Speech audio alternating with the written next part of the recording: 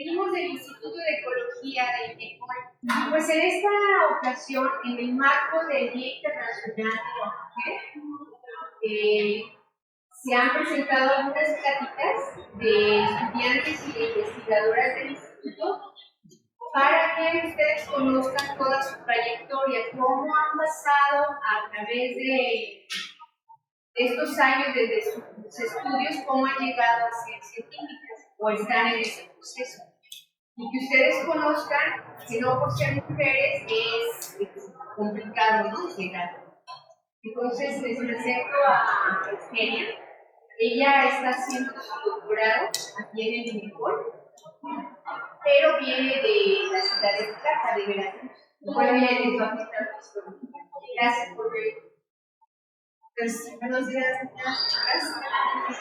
Pues me da mucho gusto estar aquí, venir a compartir pues un poco de cómo ha sido mi preparación en este camino de la ciencia. Mi nombre es Eugenia, como ya lo dijo nuestra Karina, yo vengo de Jalapa, Veracruz, y actualmente estoy en mi doctorado, estoy haciendo un posgrado, pues yo estoy en la línea de la micología.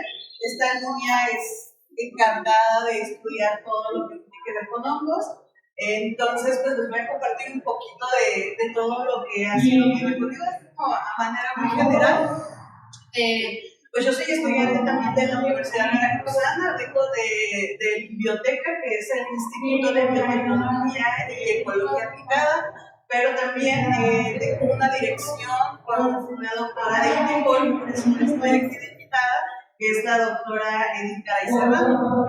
Entonces, bueno, yo le puse como título Colectando Amigos, mi experiencia en la cinta científica. Amigos viene del griego que significa hongos, entonces pues es como parte de las actividades que he realizado, pero lo modifiqué como amigos de amigos, porque también han sido muchas experiencias, ¿no? Bueno, entonces, pues ya para empezar, ¿por qué se hace este tipo de pláticas, no? Por cómo surgió la idea de hacer este tipo de eventos. Bueno, todo surge desde el Día Internacional de la Mujer y de la Niña en la Ciencia, que se celebra el 11 de febrero. Esto se estableció en el año 2015, entonces tiene alrededor de unos 9 años, que ya es como visible el rol que están teniendo las niñas y las mujeres en la ciencia, cuando antes era un tema como que no era tan visto, pero ya en la actualidad se está dando visibilidad para desarrollar el potencial de estudiantes como ustedes, para que si está dentro de sus intereses, pues se encaminen en la ciencia, ¿no? Sin embargo, bueno, también es importante reconocer que pues actualmente todavía pues hay una desigualdad, ¿no? Que los hombres pues son los que más se han sobresalido en la ciencia, en muchos campos, por ejemplo en el STEM. No sé si saben qué significan las siglas de STEM, que es como un término que está muy de moda por sus siglas en inglés. Significa ciencia, tecnología, ingeniería y matemáticas, ¿no? Y solamente el 35% de estudiantes mujeres están incluidas en este tipo de carreras, y alrededor del 30% de todos los países a nivel mundial solamente hay paridad del 30%. Entonces todavía hay una desigualdad que se intenta como igualar, que si las mujeres quieren hacer ciencia lo pueden hacer, y aprovechar los apoyos que existen actualmente. La ciencia brinda muchos apoyos para aquellas estudiantes que quieran enfocarse en una carrera científica, la que ustedes quieran. Yo, por ejemplo, jamás hubiera imaginado hacer un posgrado, hacer una maestría, hacer un doctorado, porque yo decía, no, pues yo acabo la licenciatura, me pongo a trabajar y hasta ahí. Pero bueno, ya les voy a contar cómo fue que me decidí, pero bueno, es la idea, ¿no? De que ustedes desarrollen ese potencial, que si ustedes quieren hacer algo científico, adelante, no se detengan. Sí, de repente no va a ser un camino color de rosa, porque el camino es así, pero también las va a fortalecer, y de verdad que me da una satisfacción que no creo que la puedan encontrar en un plan que no les guste, ¿no? Entonces es como la idea de la invitación para que se animen a enfocarse como en algo de la ciencia. Y bueno, aquí les puse unos ejemplos como de algunas científicas destacadas, pues la mayoría de estas son internacionales. No sé si han escuchado de Marie Curie. es como de las más famosas, hasta hace poco sacaron una película en Netflix de su historia y demás. Bueno, ella fue pues una mujer polaca y fue pues la primera mujer en la historia en ganar los premios Nobel, uno en la rama de la física y en química. Entonces, pues fue algo muy impresionante porque para esos tiempos era algo que no era visto, no era común, ¿no? La mayoría de los hombres que estudiaban en esas facultades pues eran varones, y pues ver a una mujer estudiando y aparte que fuera reconocida con el premio Nobel, entonces fue demasiado trascendente que hasta la fecha ella es como un icono de las científicas, ¿no? Otra científica muy importante es Rosalind Franklin, como mencionaba Karina, ¿no? De el ADN que está en la colita de colibrí. Bueno, pues ella, Rosalind Franklin, ella tomaba fotografías y en una de esas tomas que ella realizó, estaba en un proyecto, pues ella pudo capturar, le conoce como la foto 51, pudo capturar pues cómo era la estructura del DNA, esta doble hélice. Entonces eso también fue pues un aporte súper importante para la ciencia. El reconocimiento de esta fotografía se dio años después, cuando ella ya había fallecido. Entonces pues el reconocimiento se lo llevaron sus colegas, Watson y Crick, y pues hay una controversia ahí con el descubrimiento. Se dice que ellos le robaron la foto, otros dicen que fue porque pues ella murió, ya no se le pudo dar el reconocimiento, pero bueno, el punto fue que ella tomó la fotografía, ¿no? Otra científica muy importante es ella, Katherine Johnson. De hecho, hay una película, está muy bonita, que yo la acabo de ver hace poco, está en Disney, que es como de mujeres que hacen matemáticas y todo. Y bueno, ella, Katherine Johnson, era pues una persona muy inteligente, aparte pues ella era de raza negra y ella era súper buena en las matemáticas, ¿no? Entonces ella pues participó en dos proyectos muy importantes.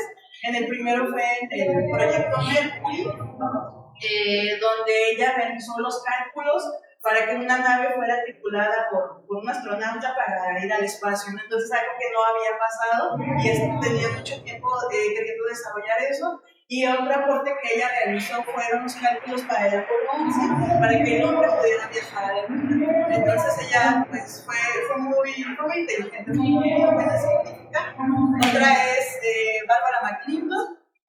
Ella también, pues ella estuvo en el campo de la genética, ella estuvo trabajando con los genes del maíz y pudo realizar el mapeo de un genoma del maíz, y este descubrimiento que ella hizo pues pudo ayudar para entender los mecanismos de regulación genética. Entonces ella también hizo cosas súper importantes.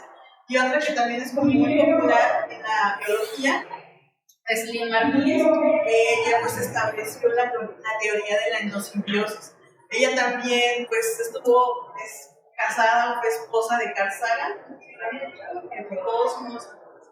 Entonces, pues, pero ella también era independiente, ¿no? Aparte que Carl Sagan tenía toda su popularidad en la ciencia, pero ella también era muy inteligente. Entonces, pues pudo dividir perfectamente esa parte, ¿no? Que luego quieren adjudicarle a otras personas los logros. Y también les pongo aquí unos ejemplos de científicas mexicanas, ¿no? No todo es internacional, no todo es como de países desarrollados. También en México hay muy buenas científicas. Una de ellas pues fue Matilde Montoya.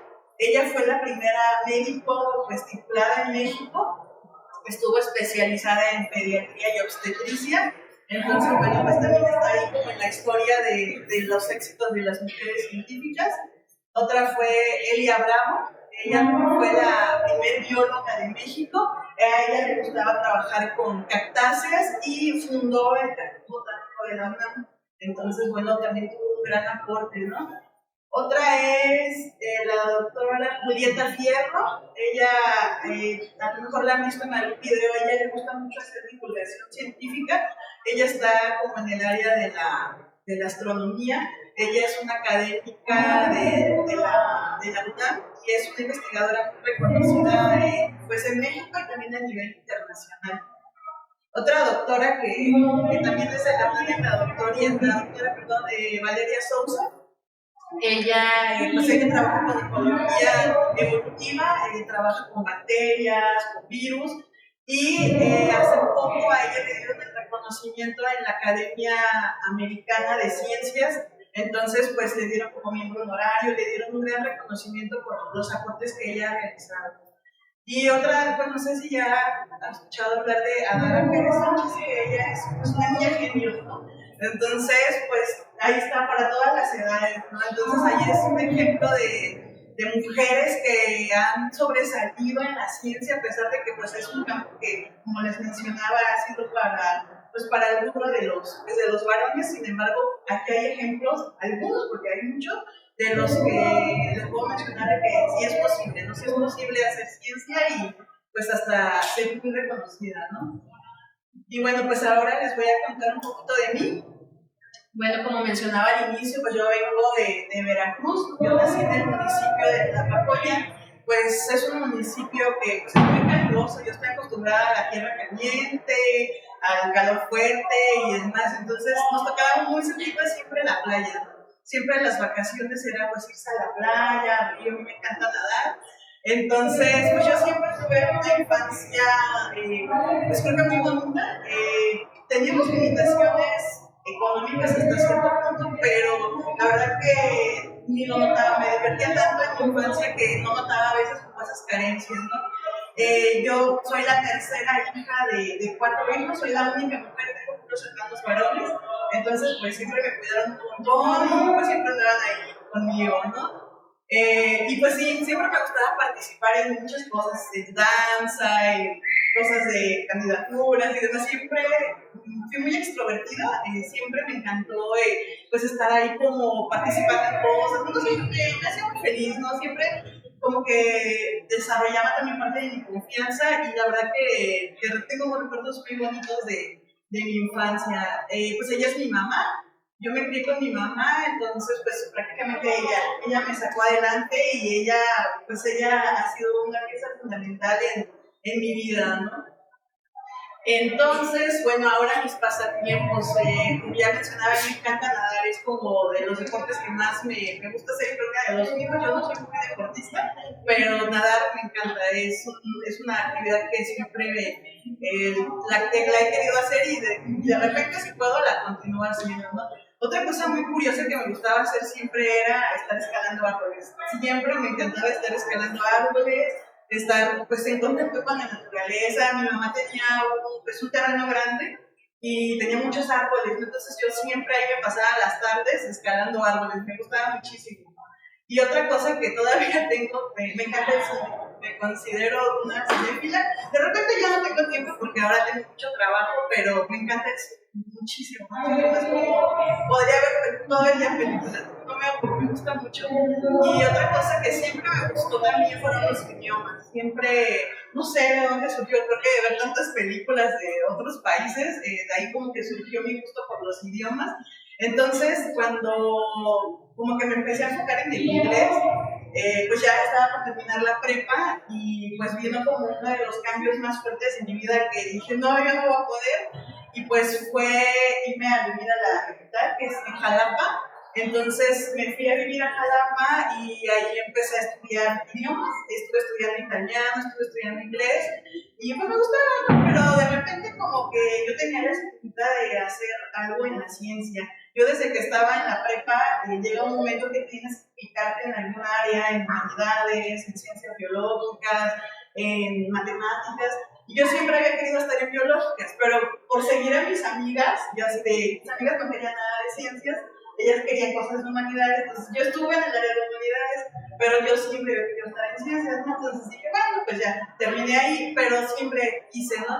Entonces en Jalapa está la Universidad Veracruzana, sale la convocatoria para estudiar biología, y dije, bueno, voy a intentarlo, si me aceptan, entonces voy a estudiar biología. Y pues sí, así fue, empecé a estudiar la carrera de biología. Me encantó biología, o sea, me fascinó, era tan amplia, había tanto que estudiar, tanto que aprender. De verdad que si les gusta, se las recomiendo, es una carrera muy satisfactoria, muy bonita, de todo que estudiar. A mí me gustaba la botánica, me gustaba el comportamiento animal, en un momento quise ser veterinaria, entonces, bueno, pasé como, pues hay como muchas cosas por hacer. Y cuando tú entras a la universidad te asignan un tutor. Entonces ese tutor como que va acompañándote a lo largo de tu trayectoria, te acompaña, te va como diciendo si vas por buen camino, qué necesitas, qué asesoría y demás.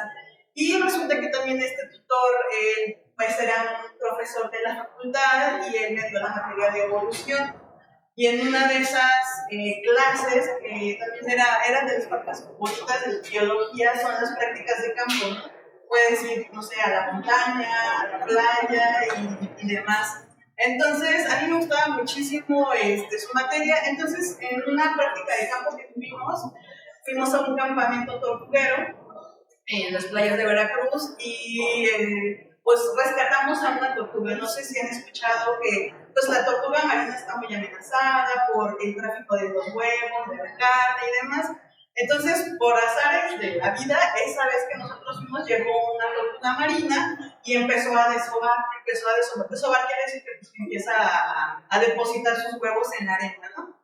Entonces, pues había una persona que se los quería llevar y bueno, entonces nos pusimos así como de héroes de la tortuga marina y pues tratamos como de rescatarla, ¿no? El punto fue que de ahí como que yo empecé a enfocarme como a trabajar en conservación ahora de la tortuga marina, ¿no? Haciendo recorridos en diferentes campamentos, ayudábamos a que las tortugas pues pudieran desovar con tranquilidad y pudieran regresar al mar.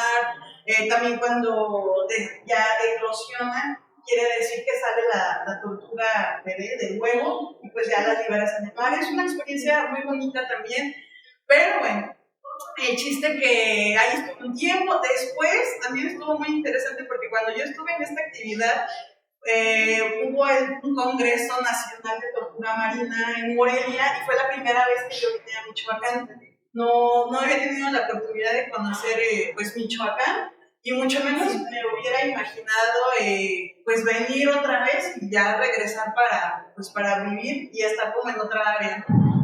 Pero aún así yo tenía, ya saben cómo era de indecisa, entonces tenía otra vez como ese pequeño vacío que no me sentía como tan llena con esta parte que estaba haciendo. Entonces seguí explorando, como les decía, la biología es tan amplia. Entonces tenía compañeros que les gustaban mucho los hongos, ¿no? Pues que los hongos, no sé qué, y yo hasta pensaba que los hongos eran plantas, yo ni sabía que eran un reino diferente, ¿no? Entonces como que dije, bueno, pues vamos a explorar en el área de la micología y me puse a investigar, a explorar, a buscar en internet qué de los hongos, ¿no? Entonces, pues fue cuando yo descubrí a la doctora Leticia Montoya. Ella es una doctora muy buena, una doctora reconocida en el INTECOL, en Jalapa, y ella pues trabaja con hongos, con macrohongos, ¿no? Y pues yo le dije, yo quiero trabajar con hongos, quiero hacer tesis con hongos, quiero aprender y ya había leído un poco, entonces ella me ofreció un tema, me dijo, tengo un tema, si te gusta, mira, pues eres bienvenida. Y pues la doctora es ella, que está aquí, y pues ellos eran mis compañeros del laboratorio y la mayoría eran estudiantes de posgrado. Fue cuando yo descubrí cómo era el rol de hacer posgrado, ¿no? Y yo trabajé con estos hongos que eran muy bonitos, eran unos hongos muy bonitos que pues están asociados con árboles y les proporcionan muchos beneficios. No, aprendí muchísimo de hongos. Me gustó muchísimo esa parte de entrar en la micología, ¿no? Entonces, cuando yo entré a trabajar con ella, pues tenía que aprender, leer, y pues ya como empaparme más del tema. Y fue cuando yo conocí todos que hay diferentes tipos de hongos y entre ellos están estos hongos que se conocen como hongos ectomicorrizógenos, pero traducido al castellano pues son hongos que se asocian con árboles. Son estos hongos que le proporcionan beneficios pues a los árboles. En ese tiempo trabajábamos con encinos, eran encinares tropicales y pues ahí estuve trabajando para poder obtener mi tesis. Y aquí como pueden ver en la imagen, no son pues estas relaciones que hace el hongo con la planta. Por ejemplo, como les decía, pues los hongos no son plantas, los hongos son de un reino diferente, del reino fungi, pues las plantas son del reino planta, entonces son diferentes, ¿no? Entonces, estas simbiosis que hacen el hongo y los árboles son súper importantes porque así los árboles pueden estar establecidos en esos bosques de pino que ustedes ven, de encinares, de diferentes árboles, porque los hongos le proporcionan al árbol cosas que él no puede obtener. Por ejemplo, hay nutrientes en el suelo, elementos, minerales que no son fáciles de captar para el árbol, no tiene como esas herramientas o esos mecanismos para poder captarlos y son indispensables para que sobreviva, entonces el hongo se los proporciona. Y el árbol pues hace fotosíntesis, son plantas, le proporciona pues nutrientes a través de la fotosíntesis que los hongos no pueden obtener, entonces hacen un intercambio. Yo te ofrezco nutrientes del suelo y agua y tú me puedes dar, no sé, algunos elementos de carbono que yo no puedo obtener con facilidad, ¿no? Entonces, por eso esta relación que se establece en el hongo y la planta, pues es muy importante y es indispensable, ¿no? Y aquí, pues, les puse unas fotos de unos hongos que en algún momento me encontré en campo. Estos pues son fotos que yo saqué de internet, pero los he visto en campo. Esta es una manita muscaria, ¿no? Que es como de los hongos más populares de Mario Bros. Y como lo que todo el mundo conoce, ¿no? Del hongo rojo. Y estos normalmente están asociados con los pinos. Si ustedes van a un bosque de pino, pues es probable que se vayan a encontrar una manita muscaria, ¿no? Pero pues es tóxica, entonces no es para consumo como otros hongos, ¿no? Y otro muy bonito que me gusta mucho pues es este hongo azul, que su nombre científico es Lactarius indigo, y este también pues lo pueden encontrar en bosques de pino, en donde hay encinos, entonces pues hay muchísimo, hay millones, hay como 4 millones de especies de hongos, entonces pues solo puse así como algunos ejemplos muy como los más de los más populares, pero la verdad es que el reino fungi es muy amplio, ¿no? Y otra de las cosas que yo aprendí cuando estuve haciendo la licenciatura, pues fueron habilidades que yo pues no me imaginé que también fuera a adquirir. Por ejemplo, ir a campo, como les mencionaba, era de mis actividades favoritas, ¿no?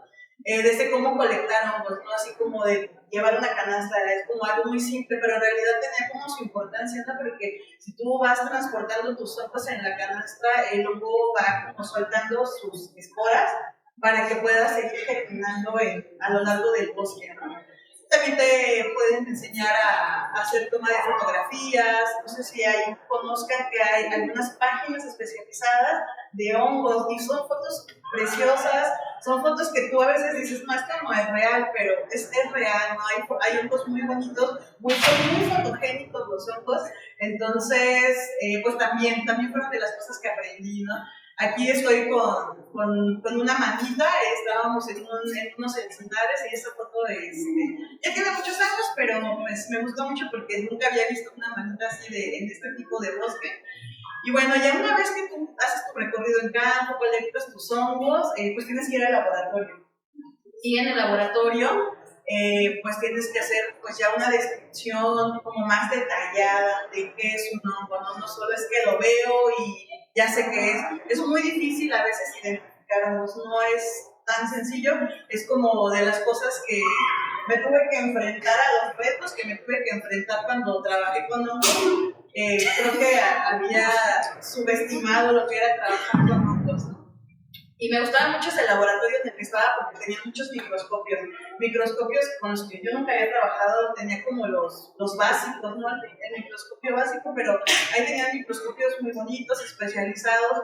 También ahí conocí la microscopía electrónica de barrido. Esa es una microscopía también ya más especializada y pues puedes hacer tomas de las estructuras internas del hongo. Entonces, son características muy importantes para que tú puedas identificar un hongo. Esta lámina pues fue de mi tesis de licenciatura. Aquí pues teníamos que poner como el origen, ¿no? El hongo, cómo eran sus colores, sus características. ¿Alguien sabe las partes de los hongos? No. Bueno, pues tienen como de dos formas de llamarlo, la forma científica y la forma popular, por así decirlo, ¿no? Esta parte en la ciencia o los especialistas pues le llaman píleo y la gente pues le puede llamar también sombrero, o esta parte que algunos le dicen tallo, pues no es un tallo porque no es una planta, es el pie o el estípite, ¿no? Entonces, pues son como las dos partes importantes de los hongos, ¿no? Hay diferentes tipos de hongos, hay unos que pueden tener pues una superficie rugosa, pueden ser lisos, pueden tener restos de una bola que se les forma aquí, y por ejemplo en estos pedacitos blancos que ven aquí son restos de un como tipo huevito que se hace aquí, va naciendo el hongo, y conforme va creciendo se va rompiendo, y por eso se ven como estos restos blancos, ¿no? Es muy común en las amanitas. Y pues bueno, las esporas, ¿no? Las esporas son, por así decirlo, como las semillas de una planta, y en el hongo se le conoce como esporas. Y con los hongos que yo trabajaba eran unas esporas muy curiosas porque no eran lisas, eran como comúnmente eran unas esporas que tenían aquí estos relieves, ¿no? Y pues también era curioso porque resulta que estos relieves le favorecían a este hongo para poder establecerse, que si había una lluvia o había como algún evento de agua que hiciera que el hongo, la espora se fuera, estos relieves hacían que la espora pudiera establecerse en el suelo y pudiera fructificar, ¿no? Entonces, bueno, los hongos son muy inteligentes, son muy bonitos, la verdad, me encanta estudiar hongos. Y cuando yo estuve en la licenciatura también tuve la chance de participar en una de las actividades que se hace cada año en INECOL y que pues están cordialmente invitadas.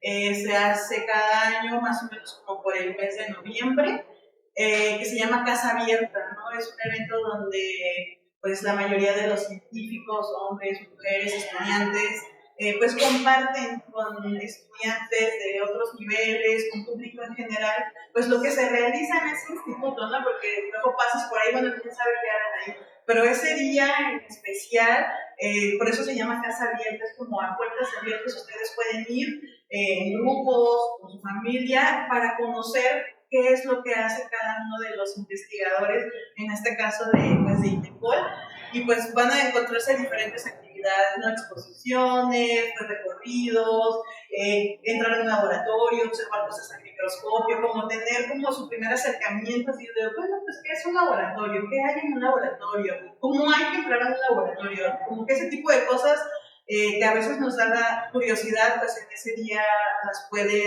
las pueden descubrir, ¿no? Y aquí fue una foto que estoy con mi mamá y con mi hermano, que fue una casa abierta pues ya de hace unos ayeres, estaba en Jalapa, y pues a mí me tocó estar obviamente en el laboratorio de hongos. Pues estuvo muy padre porque fue una temporada donde hubo muchos hongos y se puso una mesa con muchísimas especies de hongos, y para que la gente conociera, ¿no? Que tantas especies puede haber de hongos, y estuvo muy bonito. Creo que fue de las actividades que más me gustó. Ya hasta invité a mi familia, entonces pues ahora sí que es un evento para todos, ¿no? Y como yo les comentaba en las tiempos anteriores, cuando yo estaba en este tipo de eventos, la mayoría de los que lo organizaban eran estudiantes de posgrado. Y yo así de, pues yo era estudiante de licenciatura, yo solo iba a ese instituto a hacer mi tesis. Yo no era como parte 100% de ello, era como estudiante externa. Pero pues conviviendo con los otros estudiantes de posgrado fue que yo me animé. Dije, bueno, creo que está interesante hacer una maestría, me gustaría intentarlo, quisiera saber y quisiera seguir aprendiendo de hongos, que era como mi objetivo principal, seguir aprendiendo un poquito más, tal vez trabajar con otros hongos para seguir pues ahí haciendo aportes en la ciencia. Y pues que me animó, ¿no? Entonces me animé a presentar el examen, porque pues hay que hacer exámenes, hay que cubrir como ciertos requisitos. Y otra cosa importante fue que yo dije, bueno, ¿y cómo voy a hacer la maestría? ¿Cómo la voy a solventar? O sea, ¿cómo voy a yo a pagar mis gastos de una maestría? Fue cuando descubrí que pues hay apoyos muy importantes del gobierno federal, para que estudiantes que estén interesados en continuar su preparación, en hacer un posgrado, te asignan un apoyo. No tienes que cubrir un promedio, me parece que ahorita está como en 8, y otros requisitos. Entonces les dije, bueno, lo voy a hacer, si me aceptan, entonces quiere decir que es para mí, ¿no? Y pues ya me animé a hacer una maestría. Ahí ya trabajé con cosas como, igual eran con hongos, pero ahora ya era como a nivel suelos. Yo antes estaba trabajando con los hongos, que ya les mostré, En realidad el hongo, es muy importante que aclarar esto, es lo que está abajo en el suelo. Esto que vemos aquí, esos hongos muy bonitos que yo les he estado mostrando, se les conoce como cuerpos fructíferos, que es como el fruto del hongo, pero el hongo es esto que está aquí abajo. Y eso también ya lo fui entendiendo mejor cuando estuve en la maestría. Aquí, por ejemplo, teníamos ya que estudiar los hongos ya como más a nivel microscópico, y yo aquí estuve en la licenciatura, trabajé con encinos y aquí estuve trabajando con bosques de pino. Aquí el objetivo de este trabajo era que nosotros encontráramos pues aquellas asociaciones que ya también tienen otro nombre diferente que se les llama micorrizas. Y a mí viene del prefijo mico, que quiere decir hongo, como les mostraba en el título. Entonces son estas raicillas que pueden ver aquí, miren, estas raicillas se asocian con las raíces del árbol y pues igual le proporcionan muchos nutrientes al árbol que él no puede obtener por sí solo, ¿no?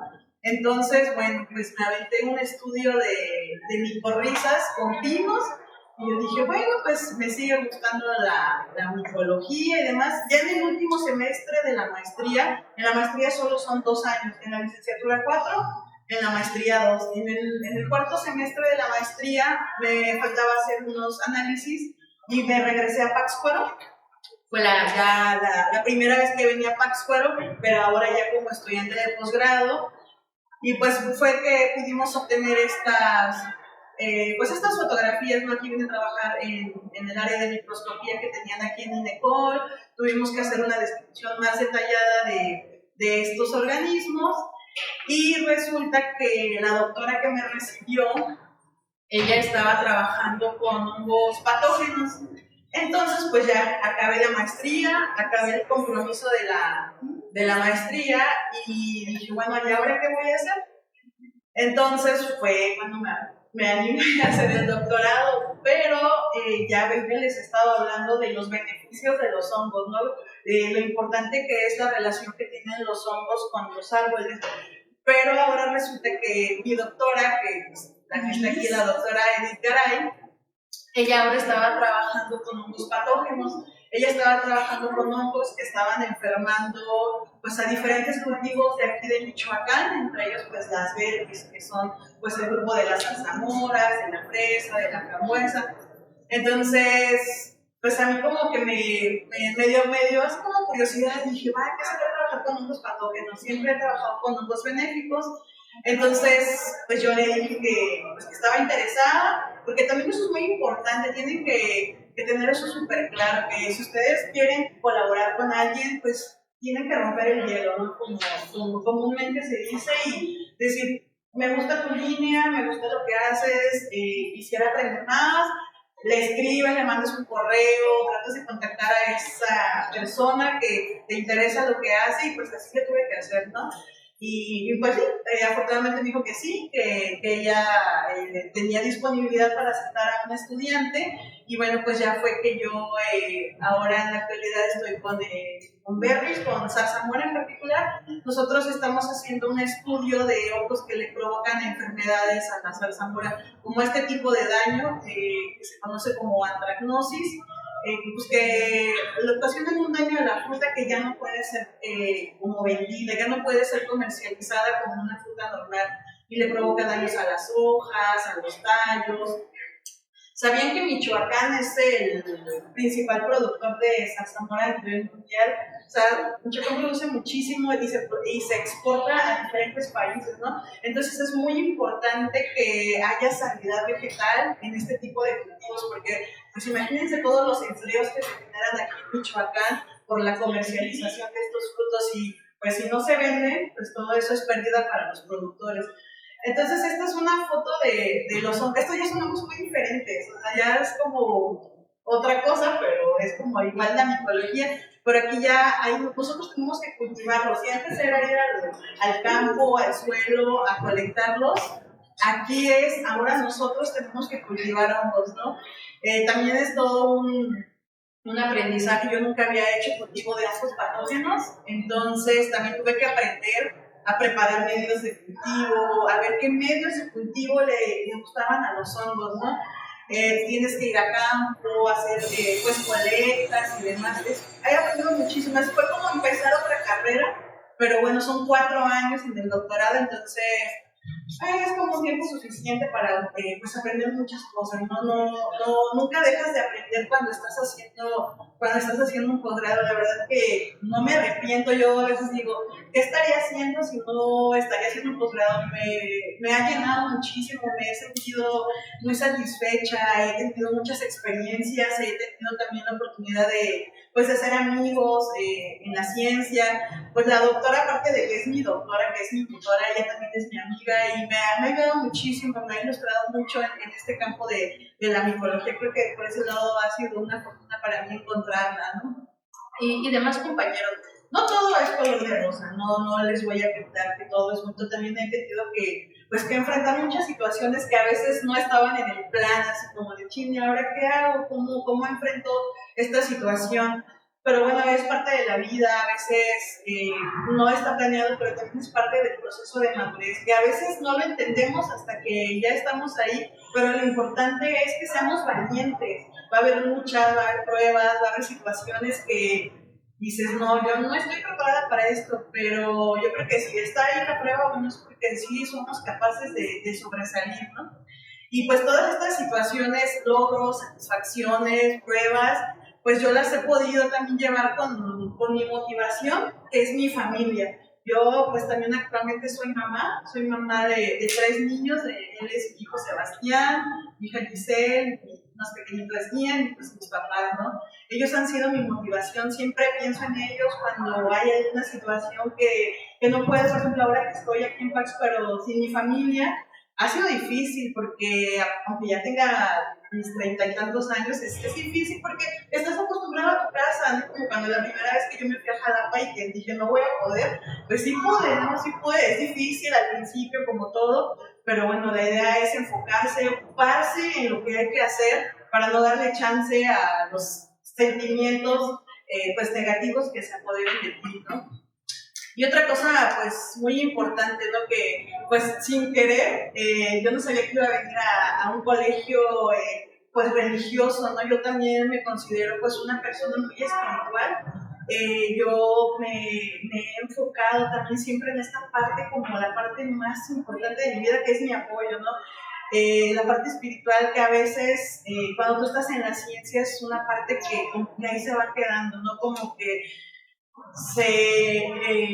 se mezclan otros sentimientos, otras actitudes que hacen que dejemos de lado esa parte humana, y creo que es muy importante que no la pierdan, no pierdan esa parte espiritual, porque de verdad que les va a hacer muchísimo en cualquier situación, en la ciencia o en la vida o demás. Esta parte creo que es muy importante y la deben fortalecer todos los días, todo el tiempo, ¿no? Creer en algo, tener fe en algo, tener la esperanza en algo, porque si no es muy difícil continuar y vienen como otras situaciones que a veces no podemos, ¿no? Yo, por ejemplo, he tenido muchas clases de compañeros que pues se sienten vacíos, son muy brillantes, son muy inteligentes, que te quedas impactada, pero no han podido llenar algo. Entonces, pues siempre falta algo. Entonces, por eso yo les aconsejo, ¿no? Que siempre tengan como esa parte, tengan esa parte en cualquier cosa que hagan en la vida, para que se sientan bien, se sientan satisfechas y no sientan como ese vacío. Bueno, al menos a mí me ha funcionado,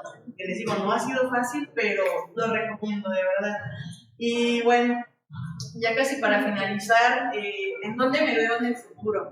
Pues como mencionábamos al inicio, yo estoy en el último semestre de mi doctorado, son 8 semestres, ya estoy en el 8º, pues yo quiero ser investigadora, ¿no? Ese es como mi sueño, es mi meta principal. Yo quiero ser investigadora, yo quiero trabajar en un laboratorio, quiero seguir trabajando con hongos, ya sea hongos benéficos, hongos patógenos. Me gusta mucho lo que hago, lo que he aprendido, quiero seguir aprendiendo más. Sé que hay mucho más que aprender, mucho más que aportar, entonces yo quiero eso, ¿no?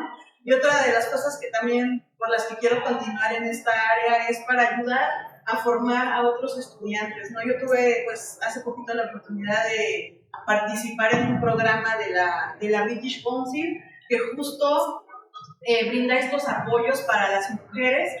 Como les decía, a veces hay situaciones que que uno no se espera a lo largo de tu formación. Y a mí, por ejemplo, me asignaron se llama mentoría, ¿no? A mí me asignaron a una mentora, que esa mentora es una investigadora, que es mamá, y cómo ha podido llevar todo este trabajo, porque no es fácil ser mamá y hacer una carrera científica, es mucho trabajo, es mucho desgaste, y de repente pues sí se vienen ahí sentimientos que a veces no puedes manejar, ¿no? Entonces te brindan como ese apoyo, pues es gratuito, ¿no? Son unas personas que tienen como este programa en Gran Bretaña.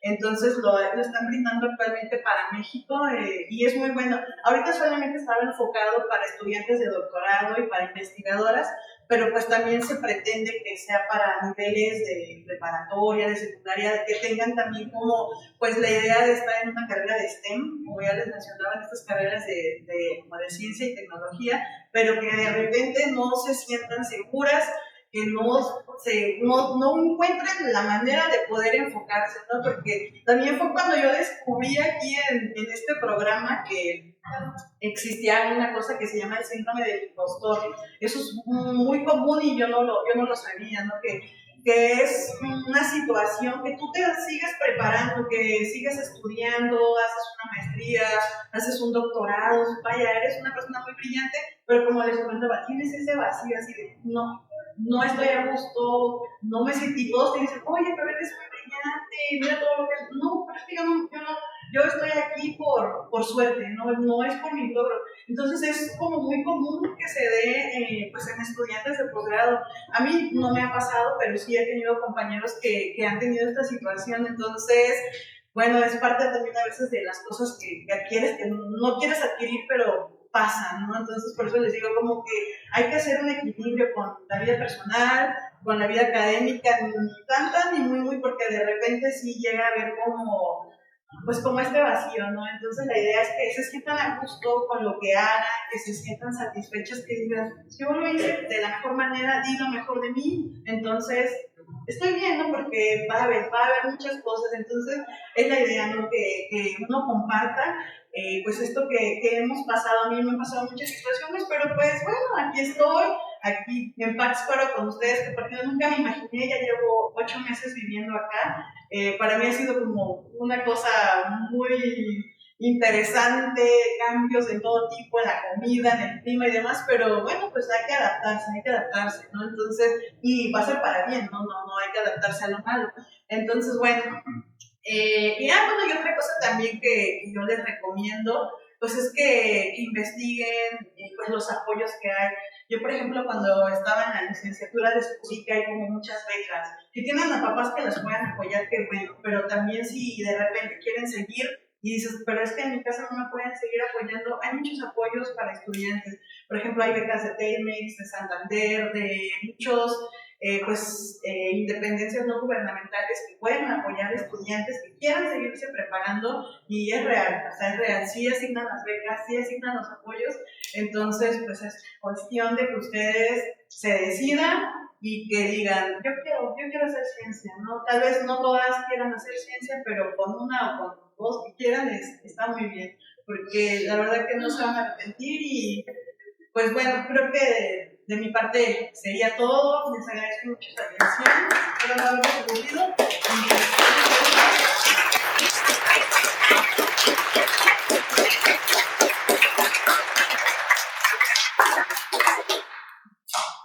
¿Alguien tiene una pregunta, un comentario, duda, lo que quieran? ¿Pueden hacer diferentes experimentos con animales? Sí, de hecho, yo trabajo con la micología, pero por ejemplo, fíjate que hay algunos hongos que infectan insectos, ¿no? Hay el que luego les dicen que los vuelven zombies. Se llaman hongos entomopatógenos, ¿no? que están infectando ahí a diferentes insectos. Y con animales yo no trabajo, pero bueno, tengo compañeros que trabajan con animales y puedes estudiar muchas cosas de animales, comportamiento, enfermedades, reproducción. Es un campo muy amplio, es como lo que tú quieras irte enfocando. Puedes ir como en el camino, y a lo largo del camino, pues ahora me gusta esto y ahora esto, porque es muy amplio, pero bueno, yo creo que es posible, ¿no? Si es posible. En Jalapa, por ejemplo, ahí está el instituto de, ay, no me acuerdo, estudian comportamiento, estudian etología, es el instituto de etología, y ven como todo el comportamiento, trabajan con monos. Yo, por ejemplo, cuando trabajé con la tortuga marina, pues ahí veíamos como muchas cosas de la tortuga, ¿no? Pues su comportamiento, formas de anidación, muchísimas cosas, ¿no? Entonces, es amplio, entonces seguro que sí hay lo que te interesa. Sí.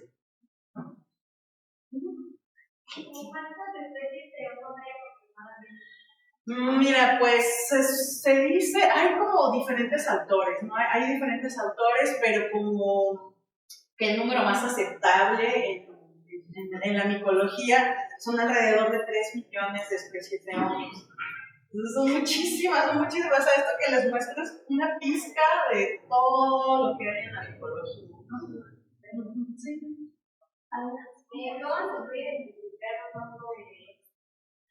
Mira, pues se dicen muchas cosas de cómo identificar a los hongos venenosos. La verdad que los hongos son muy variables, ¿no? Por ejemplo, como les mostraba, no sé, una manita, ¿no? Por ejemplo, la manita aquí puede ser muy roja y si tú te vas a Veracruz, de repente se puede ver como naranja.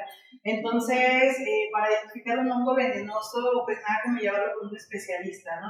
Alguien que estudie hongos y que pueda decir qué es, porque a veces hay como trucos, ¿no? Pues que si le pones una moneda de plata o que si le pones ajo ya se le quita lo venenoso, pero no es lo recomendable, ¿no? Lo recomendable es llevarlo con alguien que trabaje con hongos para que te pueda decir qué es, porque no solo es el hongo, ya les mostraba que tiene que hacer un estudio detallado de esporas, de estructuras internas, para poder más o menos decir tal, pero no es así como a simple vista que tengas la certeza de que sea o no sea venenoso. ¿Por qué te refieres con mitología? ¿Con mitología? Con mitología, porque yo conozco que la mitología bueno, no me acuerdo haber dicho mitología, pero no sé si tenga que ver con la micología. Yo me refiero al término micología, que es la rama de la ciencia que estudia hongos. Por ejemplo, a alguien que estudia hongos se le puede llamar micólogo, ¿no? Es verdad que también hay así como que hongos, así como que, o sea, que sirven así como para hacer estos lobos como para drogarse o así. Sí, hay hongos pues alucinógenos. Son los hongos alucinógenos y pues sí hay. Pues aunque sean alucinógenos y son para drogarse, bueno, pues también se estudia, ¿no? Hay una doctora en Guadalajara que pues ella estudia esos hongos, no es todo como de, pues para ir a drogarse, puedes realmente hacer un estudio importante científico de identificación, o por ejemplo hay estudios con ese tipo de hongos alucinógenos. Es controversial, pero pues actualmente hay estudios que utilizan esos hongos alucinógenos para tratar a personas con depresión severa o que tienen ahí como algún cuadro de esquizofrenia, pero bueno, eso es algo que está ahí como pues en estudio, ¿no? Yo no he tenido chance de trabajar con esos hongos, pero sí existen, ¿no? ¿Hay hongos medicinales? Sí, claro que sí, hay hongos medicinales y también, por ejemplo, allá en Veracruz, pues hay como muchas señoras recolectoras, ¿no? Y ellas los identifican, pues ya tienen como sus áreas y te dicen estos son comestibles, estos son medicinales, estos son venenosos. Sí, no recuerdo ahorita alguna especie, pero sí hay hongos que te pueden ayudar como a diferentes padecimientos, ¿no? Así como te enferman, pero también hay hongos muy buenos.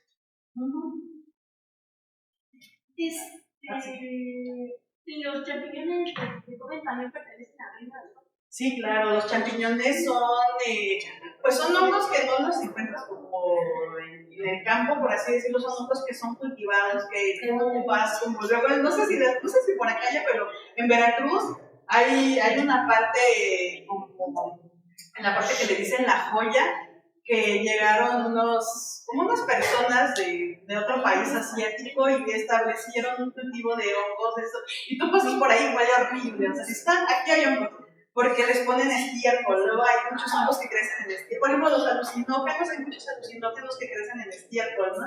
Entonces es como su fuente de alimento, por así decirlo, como que todo ese desecho, porque los hongos son descomponedores, toda esa materia orgánica, la hojarasca, todo eso que pareciera que es desecho, los hongos lo pueden descomponer para poder convertirse en nutrientes y absorberlos, ¿no? ¿La verdad? Sí. Hay, por ejemplo, los hongos alucinógenos podrían utilizarse así como para curar enfermedades. Pues mira, como les decía, hay un estudio, ¿no? O varios estudios ahorita, por ejemplo, pero en Europa, que están pues encapsulando los hongos, ¿no? Para poder tratar a personas que tienen algún problema emocional o alguna pérdida, pero pues es controversial, ¿no? Como el uso de drogas para cosas, tratamientos medicinales y demás, pero sí existe, sí es, actualmente ya se está pues aplicando, ¿no?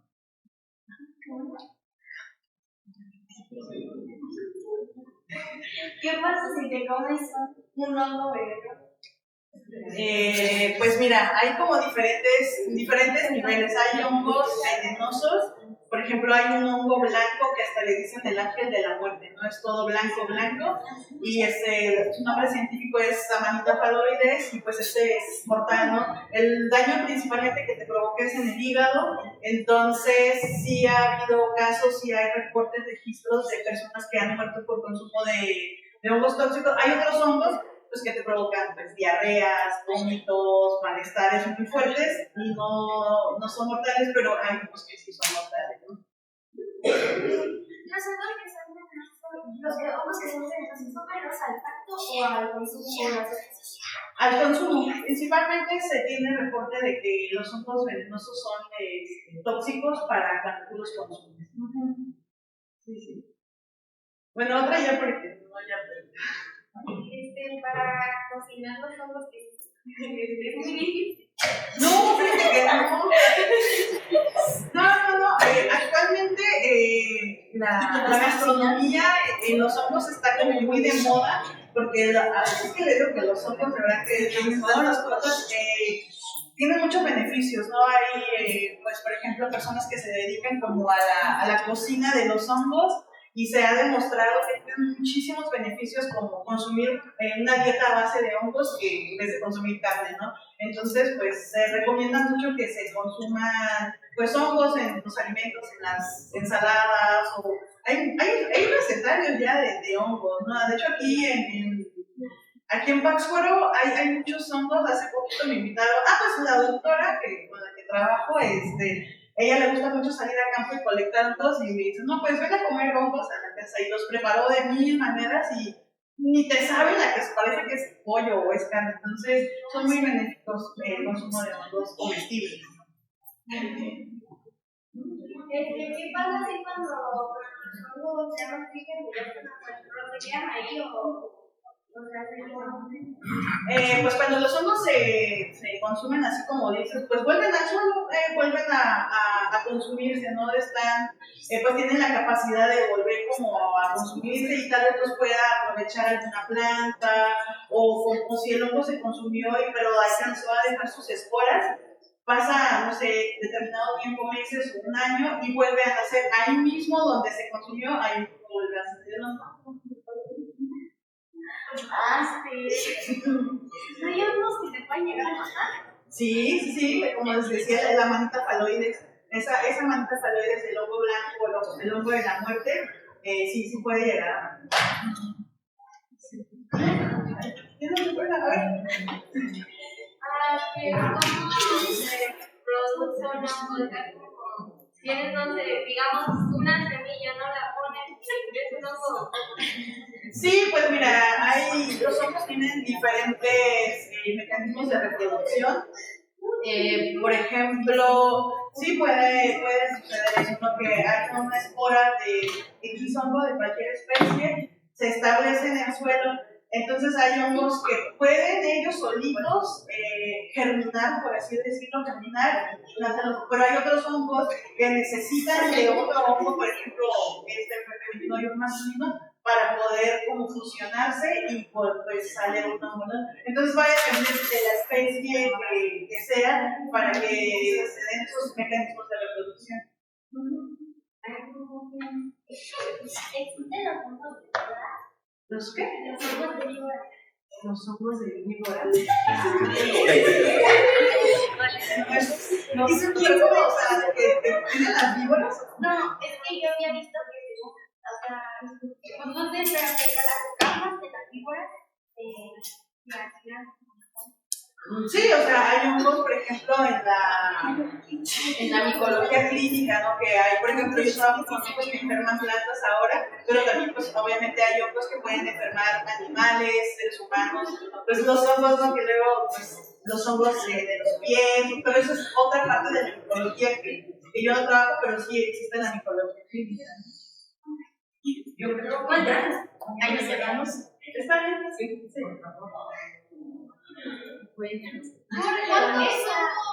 ¿Cuántas especies de hongos tóxicos? Como de hongos tóxicos. Ay, a ver.